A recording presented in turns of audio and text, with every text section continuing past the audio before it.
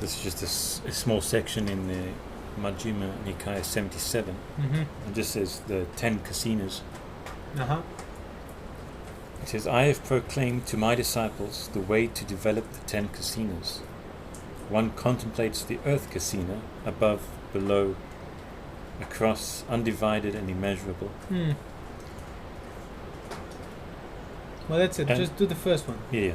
And thereby many disciples of mine abide, having reached the perfection and consummation of direct knowledge. So there's earth, water, fire, air, colors, blue, yellow, red, white, space and consciousness. Kasina. Kasina, yeah. Kasina literally means totality. That's the meaning of the word kasina. And I think even in Sanskrit it's the same. The totality, the extent of something. So it only occurs in, I think, a couple of the suttas. So I think it was mostly like later interpretations kind of took on the whole practice. And today when people hear kasina, they think about staring at the clay discs or bowls filled with water. But even the Buddha himself says you contemplate, you develop, you establish your mind upon it.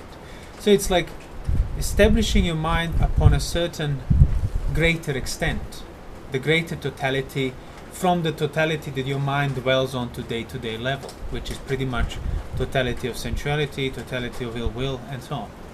So when we talk about developing, discerning the greater context peripherally and then maintaining that in your mind through your own sati and mindfulness, not forgetting it, that's already practicing that, establish your mind upon a better totality.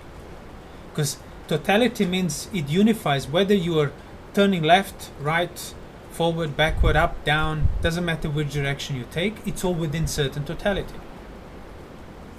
And that's why unbroken, immeasurable. Unbroken by your choices, unbroken by your directions, and so on. So if your mind is established, like for example, in terms of the context that people can relate to, establish your mind upon the context of sense restraint. So it doesn't matter then if you want the sensuality, if you don't want sensuality, if you're barely restraining, if you're unsuccessful in your restraint, the value, the totality of the value of sense restraint remains there, held up by you. So you still have at least a chance then to return to it and start, and align your behavior correctly to that totality of that value. The context. The context, exactly. It's the worst if you abandon the totality of the value of sense restraint, and then even if you don't necessarily engage with sensuality, you're not valuing freedom from it, and you will never make sufficient effort to free yourself from it. So if you maintain that totality as unbroken value, even if you imperfect in your sense restraint in the beginning, you can eventually perfect it because the totality remains there as an anchor point, as a reference point. So that's why similar in other suttas when the Buddha said, the monk who is withdrawn from village, from the crowd, lives in seclusion, solitary life in the forest, his mind establishes himself upon the perceptions of the forest. And he recognizes any perceptions that will come on account of inferior village life, they would bother somebody, cannot bother me because my mind is established upon the perception of the forest. That's where I dwell. But if something were to happen to the forest, I would be disturbed. So if somebody comes and starts cutting trees and destroying that forest, his perceptions would then go. So then his mind would not be established because the totality is gone. So then he recognizes that liability, so then he reflects thus, what if I were to establish my mind upon even a greater totality that cannot be destroyed easily? The totality of earth. Because earth is the totality that's in common to the forest and the village and in between and the city, wherever you might be. But the problem for people is when you hear this, it's just too abstract to begin with. The idea of earth. Because that idea doesn't stand for anything in their experience, but that's because their experience hasn't been cultivated sufficiently enough so that they can discern the element of earth within their experience. And when I say cultivated sufficiently enough, means unbroken sila developed sufficiently enough, sense restraint dedicated to sufficient enough, mindfulness cultivated sufficient enough, right views developed sufficiently enough. Otherwise it will be just an abstraction that you will then sort of mystify and fantasize and equate with staring at a clay ball somehow, like would take your mind into the magical dimension of the totality of Earth.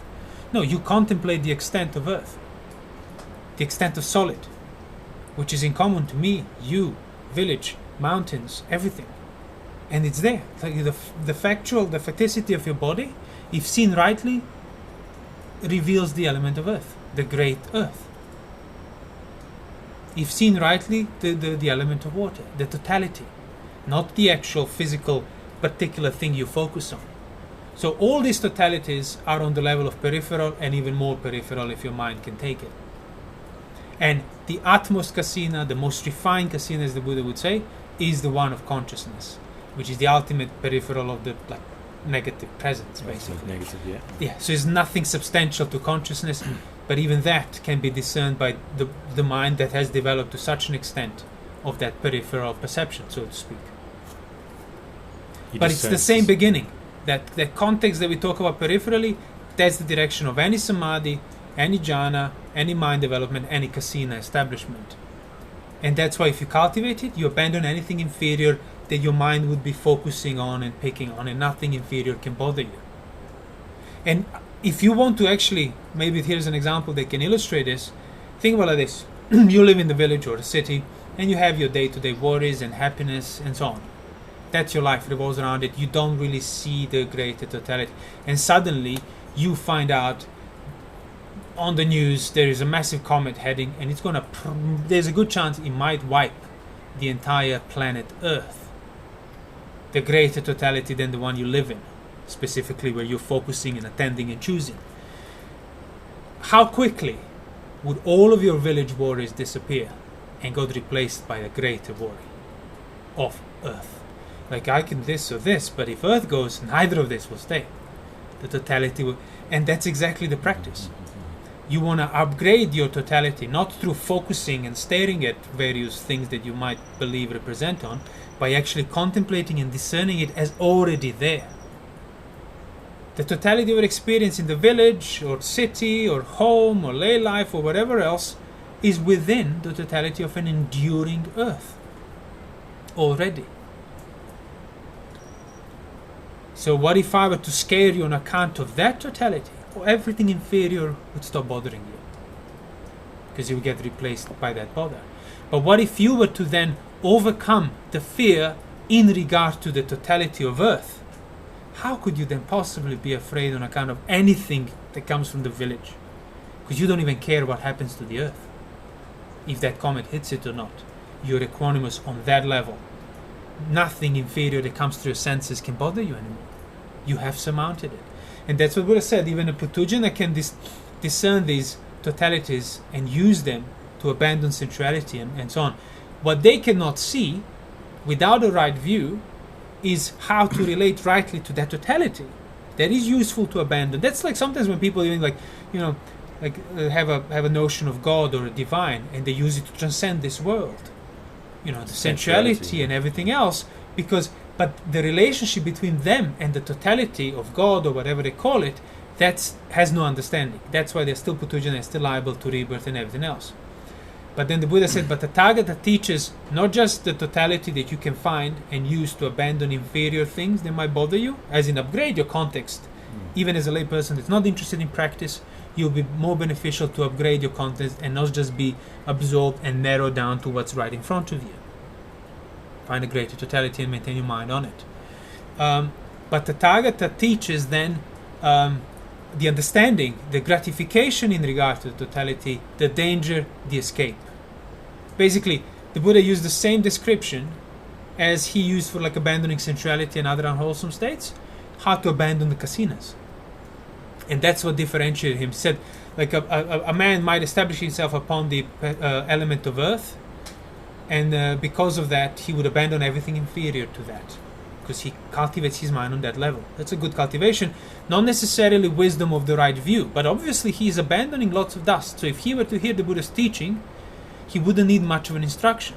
And that teaching would be, now, the way you abandon everything inferior, understood it as impermanent, unsatisfactory, turn the same reflection to that earth because of which you abandoned everything inferior, to that totality of earth.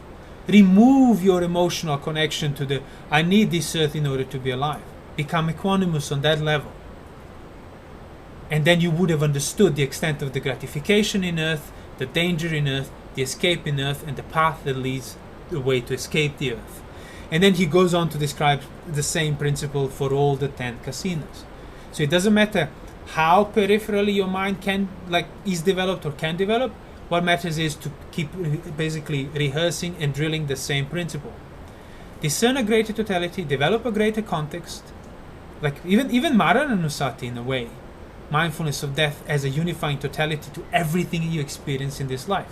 It's basically practice of Kasina, even if it's not specifically the topic of the Kasina. Yeah.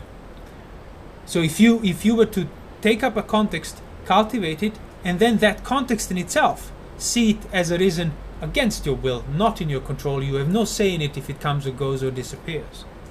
So you use it to abandon your attachment and your infatuation with objects of your senses, concerns of your senses. One of the prerequisites for entering jhana is basically abandoning concern and worry in regard to the world, in regard to basically the sense objects. You need to have been withdrawn first, sufficiently enough, long enough, and then the mind will start discerning this greater totality. So jhana is another form of totality practice. Like your mind establishes upon greater totality that in itself is free from greed, aversion, delusion, and it's wholesome.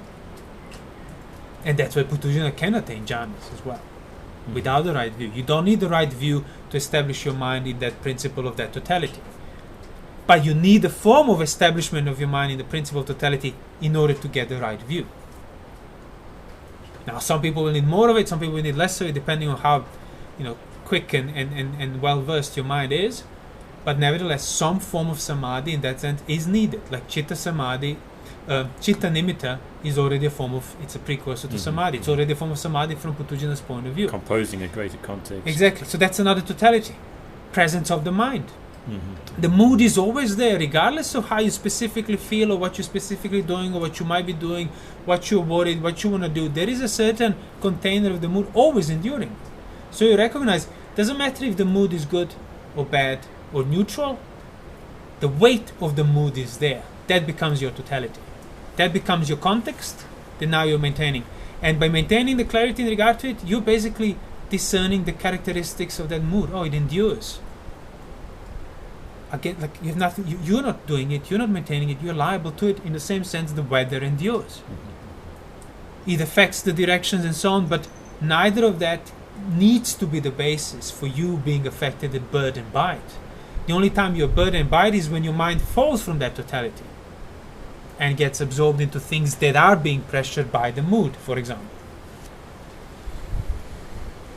So element of earth means the element of solid, the greater totality that partakes in, doesn't matter how specific and particular things are or how general they are.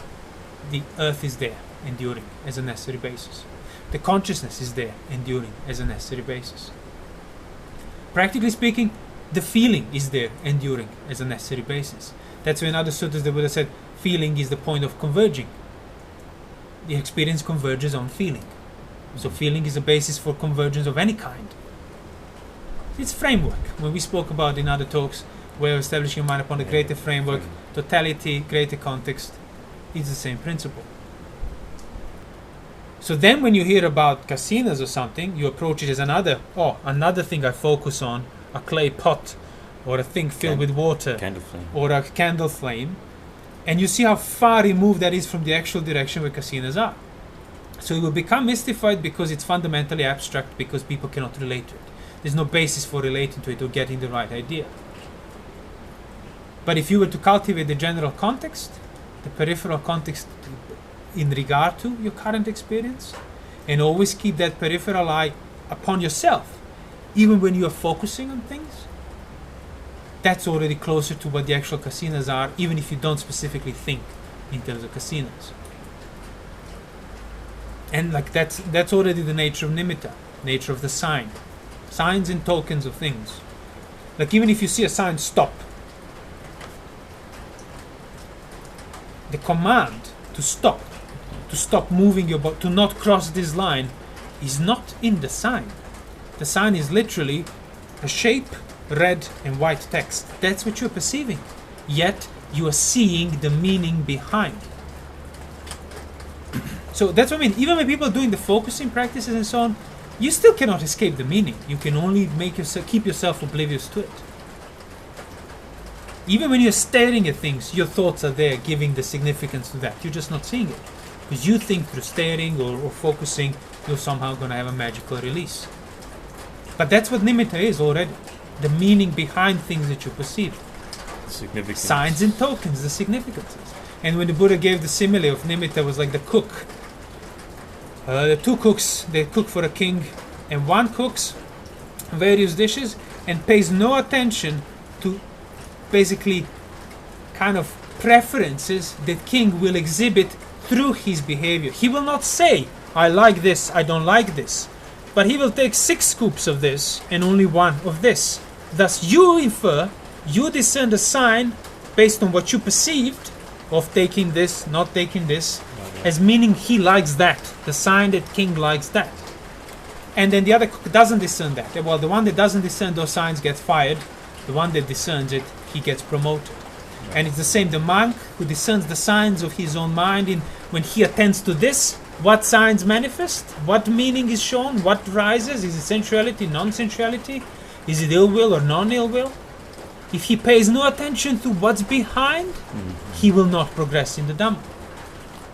But even that, see, it's abstract for many people. You say nimitta and they think this glowing lights and flowering nimitta signs and projections and so on. No, it's literally signs and tokens of things. The nimitta of the recorder, the nimitta of the book, the nimitta of the robe, what it means, what it represents, what it stands for, all are forms of nimittas. And yes, you look at the objects that are agreeable to the eye, there are nimittas, meaning of it, that are basically enticing, pulling you towards sensuality. But you could also discern wider nimittas, wider significances that require a bit more effort to establish, that the danger, peril, entrapment, all of the unwholesome, in the same thing you're perceiving. Does the Buddha say, the monk who wants to practice mindfulness, he doesn't attend to the nimittas of enticing nature. He attends to the nimittas that would result in dispassion. And those are not these things that are kind of perceived in the beautiful remains beautiful. You're still seeing the same beautiful thing. Nimittas are not in it. So that's already like I'm talking about this because that's already the principle of that kasina, of any mind development that includes kasina as well. The nimitta, the significance of certain necessary basis of solidity, of earth, presence of element of earth. If there are no things in the world, there would be no perception in the world. So it doesn't matter how far removed that might sound abstractly, it's still the most like obvious fact. Even like if your body is not there as this sort of semi-solid lump, you would not be able to think, perceive, feel, like, dislike, be upset, happy, and so on. The necessity of physical body, the necessity of the element of earth. That's why often, basically, like rupa, the word rupa was used for form, matter of any kind, and for the body. Because that's your first point of matter that you experience, is your own body. Any other matter you experience is just basically experiencing the matter of your body that experience the matter. You cannot perceive things with your eyes, you basically perceive your eyes seeing things. But you see, even on a day-to-day level, how much that's forgotten, lapsed from people's context. You forget that your senses are objects in the world that you have no control over, they will wither and die. So you genuinely are fully absorbed in the sense objects, fully repelled by them, as if there is no basis of your senses that enables you for either of those. So salayatana, it's already a form of totality. And actually yatana means that, means base, means the extent. Sense base. Yeah. Fields as well sometimes was translated. So the practice of kasina is the practice of that peripheral establishment upon things that will unify both here and there, and my sense objects, my sense organs and sense objects and everything in between. So whether I perceive this in the city, perceive that, whether I'm happy on account of what I perceive it here, or what I perceive over there, if Earth is under threat, everything will be devalued because now I have a greater body that unifies, includes me and the village and the city and the things that I like and things that I dislike. Now just abandon the water in regard to it, but don't abandon that peripheral context, that you do depend on the randomness of the planet Earth, the winds, the change, the earthquakes, all this. And that's another reflection the Buddha gave in another sutta. So if this great Earth, these unchanging mountains and so on, if they are liable to change, which they are, what is to be said about this pathetic little body? And you experience this passion through the recognition of obvious nature that you've been ignoring before because you haven't had the context that even this great totality of Earth is liable to change, and earthquakes and shakes and disintegration and heat and so on. Destruction, basically. Form deforms. And I am based on that. And you are within that. So if within that, form of that great kind, great totality, deforms, how can I have the slightest notion that I won't or I shouldn't or I'd be affected when I do? It's ridiculous. And that's what Buddha said to those monks, like, oh, would you be upset if people come and start breaking these twigs and branches around us in this woodland? They said, no, because, nobody gives any care about these things. It's like, well, you should regard your own body in the same sense. Like, if it were to be broken, destroyed, you should not be emotionally affected because, look, these Mount Himalayas are eroding. And what is to be said about this soft, little, tiny lump of flesh? Like, it's obvious. The only reason why it doesn't stick with people is because they don't invest enough effort to maintain it on the level of the context. Because it's pleasant. Let it endure. Yeah, let it endure and protect it. It's more unpleasant. See, like it's like simmering fire that's starting heating you up basically more and more. Eventually the heat will accumulate. Then you have that anxiety. Yeah, what if the earth, what if the world is to disappear? Yeah, it will. What if? It will. So you use that concern to become equanimous in regard to that concern on that level of the element of earth, planet of earth. And then nothing will bother you of the inferior nature. But it's seemingly easier, not in the long run, but on the immediate level, it's easier to not look there and not experience that anxiety, but instead choose to focus and absorb and fully absorb yourself in the objects of your senses with the belief that that will somehow reveal the great truth behind and that will free you. So it's just basically you want more of the sensuality, pretty much, because that's what sensuality does. It's full absorption with a sense object, fully forgetting about the necessary basis of your senses, the necessary basis of your enduring pathetic little body, and all you see is the sense object and you're fully kind of impassioned with it. Yeah. So now your meditation doesn't go to those sense objects but takes another sense objects of staring, hearing, feeling, touching. Getting an image in the mind. Getting images and visions in the mind. So it's like, also it's the same thing. Yeah. And you're pretty much hoping for the same results. It will result in the culmination of the great pleasure of enlightenment and nirvana. So you want to develop kasina, start developing peripheral awareness, mindfulness, context, and clarity. And you'll see. Like the mind will then start being established upon the greater totality.